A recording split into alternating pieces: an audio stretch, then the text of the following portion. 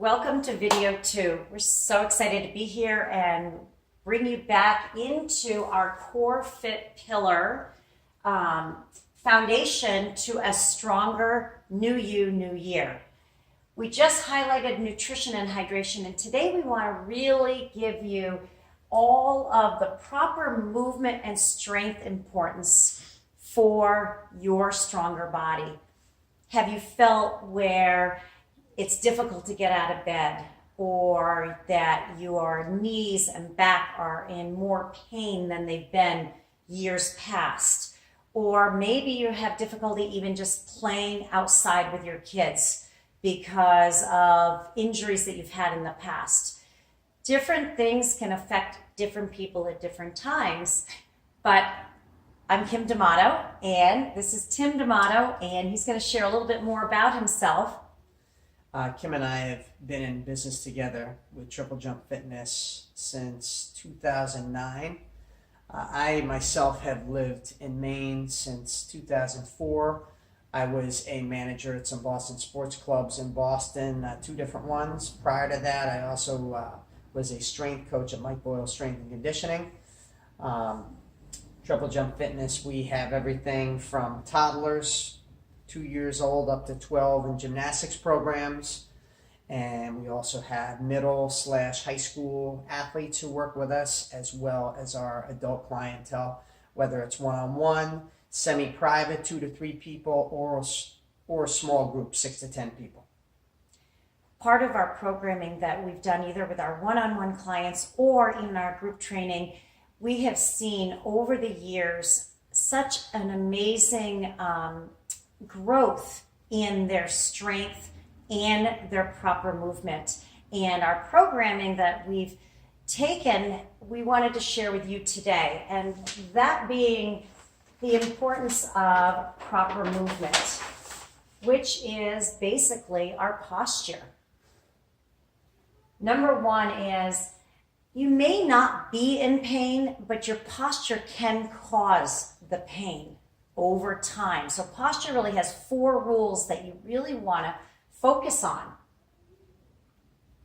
Well, the biggest thing, like Kim was saying, when she talks about you may not be in pain now, you may be asymptomatic now, but that doesn't mean that down the road, if you don't improve on things, that you will become symptomatic. Probably the biggest thing I would say regarding posture and why strength is so important is, for the most part, our society is very anterior dominant. What does that mean? We sit behind desks. I type on the computer. My shoulders are rounded or protracted.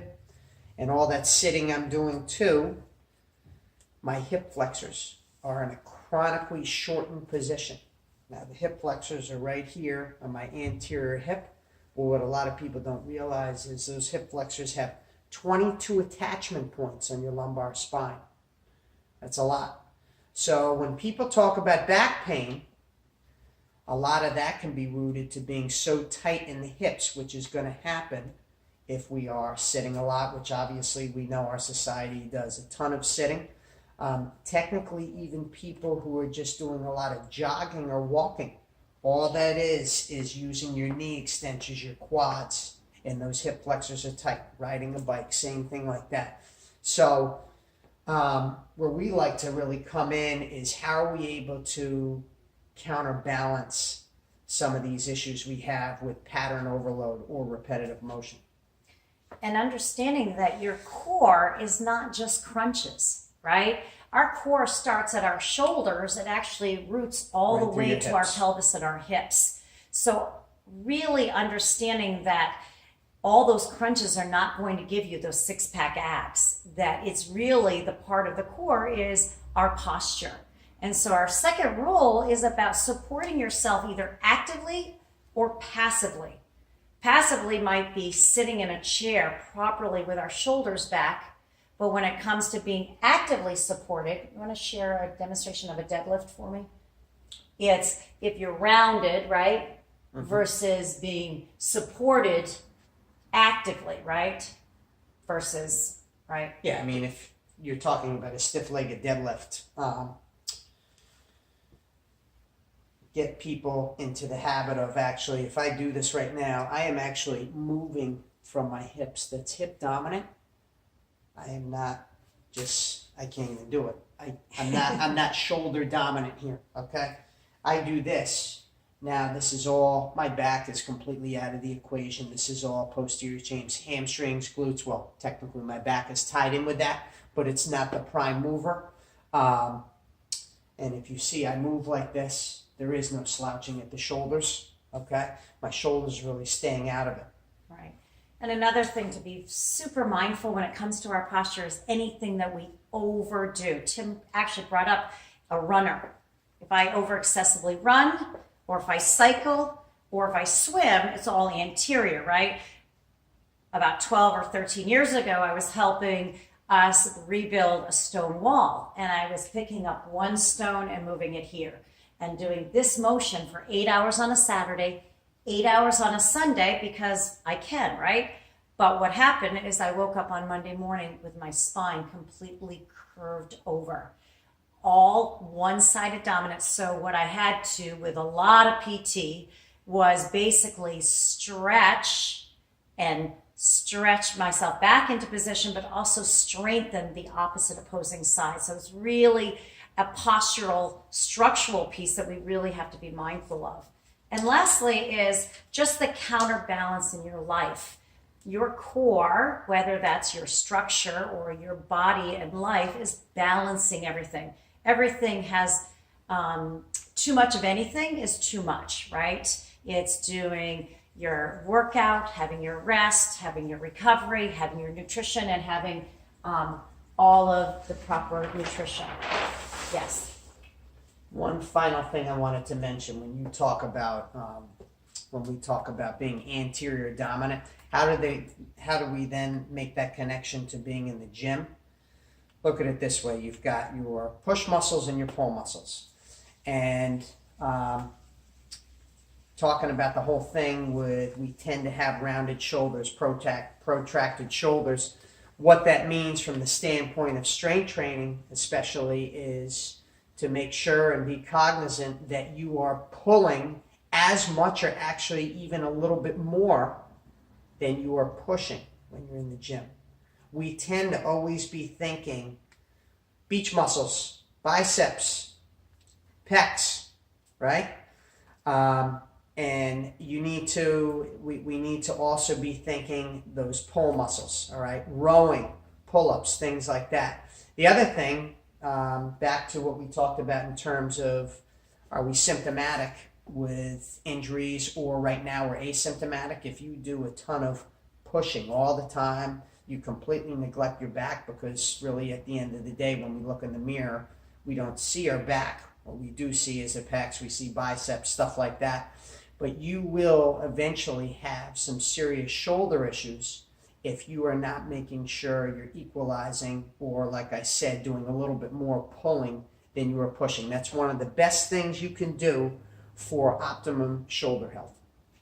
And just to recap more of this proper movement pyramid, which obviously I love to share, is understanding your structure, your body, your structure that you are built with, having stability, core strength in order to stabilize and hold ourselves up without being up against a wall to hold us up. Also balancing, as we age, it's important that we teach ourselves to balance on one leg, right? So that we're able to withstand aging. And then our form, which is absolutely key to our program.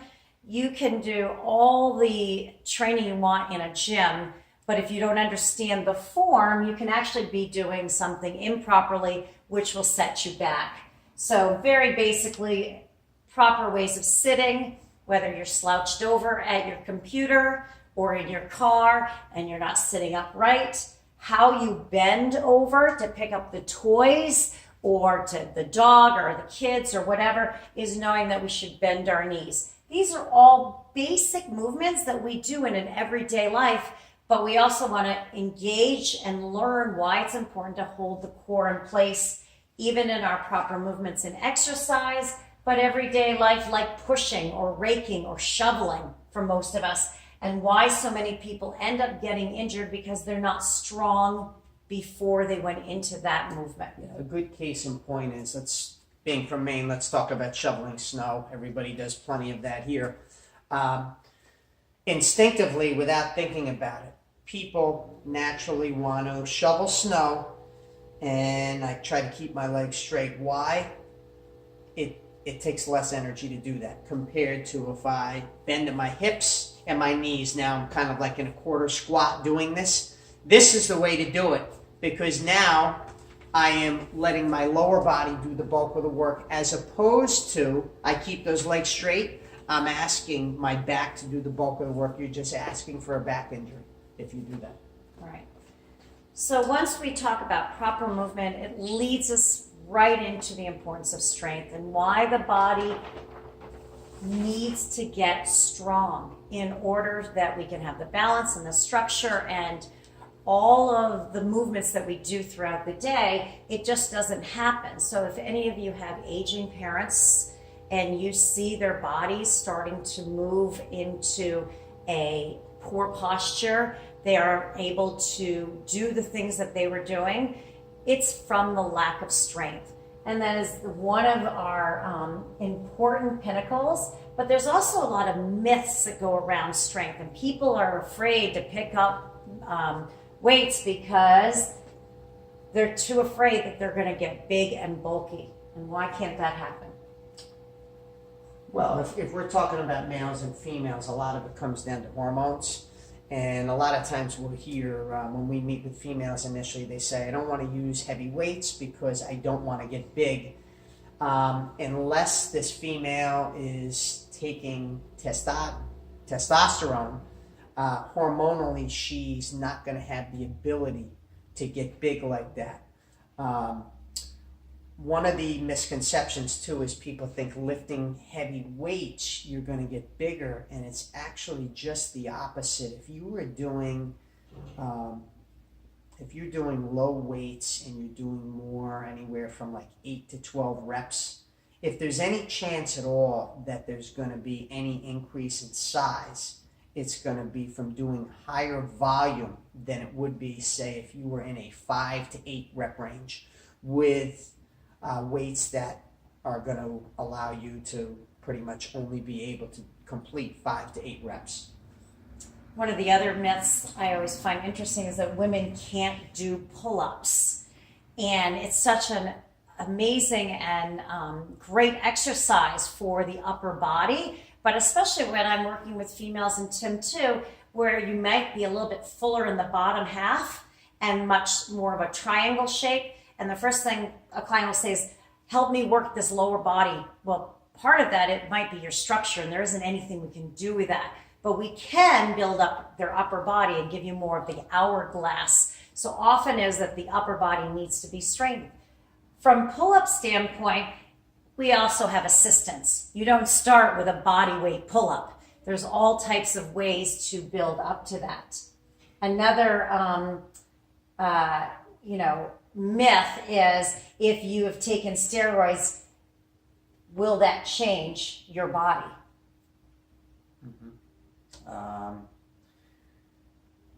It will change your body. But do you have to take steroids in order to change your body? You do not need to take steroids to change your body. And I think for most people down there, the risk reward is definitely not worth it.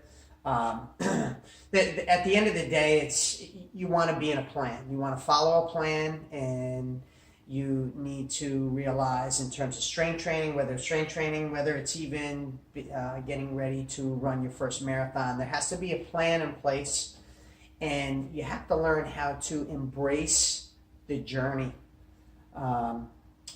Your means need to justify the ends, and any workout plan, whether it's strength, whether it is, like I say, completing your first marathon, you need to go at it in terms of this is a part of your life, like brushing your teeth or anything, having breakfast in the morning. It needs to be a part of your weekly regimen. And when you start to look at it like that, then you really start to take advantage of all the different components that come with a structured and progressive strength training plan. So when it comes to strength, right, basically it's not about jumping around. Often people think it's either getting on the treadmill for hours and hours or getting on the Stairmaster or going out for a run. And that's important for your heart. There's no question you need cardio exercise. But by doing that alone, you could be actually breaking down your muscle and storing your fat, because you're not understanding that in order to get lean, to convert our fat to muscle, we need to strength train. And in order to strength train, we need to be using weights. But we also need to understand that there's a program that needs to be in place that is continually evolving and changing, because any one program that we stay on, you will see results for a short period of time, you'll plateau, and then you'll actually decrease. So we have to constantly confuse the body. If you've heard of muscle confusion, we break down a very, very basic strength training program. Again, these are the tried and true exercise components, and there are hundreds of exercises that we offer and we share with our clients either online or in our gym, and they have progressions. We don't take everybody to a level 5. You need to master your foundation. Remember the house that we talk about, right? We get a solid foundation and we build upon that. Yeah, progressions have to do not only with the level of difficulty with different exercises, but volume and intensity, aka sets and reps. Right. So how do we increase our strength? Obviously, as he's saying, we're upping some of our reps, we're increasing our sets, but we're also increasing our weights as we go along. And so we'll use a quick example. We have a woman in our program that's been with us for well over 12 years, 15 years, Beth. And she started off with body weight exercise. Today, she might be 100 pounds. She's 105 pounds. 105 pounds, 59 years old. She'll get mad at me if I say anything other than that. But where is she now for a squat? Well, Beth can front squat 145 pounds for 3 reps. And she's not a big person. She's No, 5 she's foot. very petite. Very petite. And so she's got a lean body mass. She doesn't look like Hulk, but it has been over time. The same programs that we do here in our gym, we're taking to our online program so that people can do this either in their home, they can do it at another gym, and that they can follow along and really be able to track their progress over time. This is not the quick pill. This is not the quick fix. Embrace the process. Embrace the process. Again, it's doing it in increments so that your body can continue. This is why it's so important for people to have a personal trainer to assist them. Accountability, somebody who's going to work with them on their form cues, always talk to them about proper technique. There's so many factors involved with it that you want to have right from the start if you're going to go down this road and make sure everything you're doing is going to get you to your ultimate goal. And that also brings in where's modifications. Not everybody is either at the same level or they have setbacks, shoulder issues, knee issues, wherever that is. But this is where we want to wrap up today's video on strength and proper movement. And we're so excited to bring you into the next video. We're really going to dive in even deeper. So thank you for bringing us into your home, and we look forward to seeing you in the next video.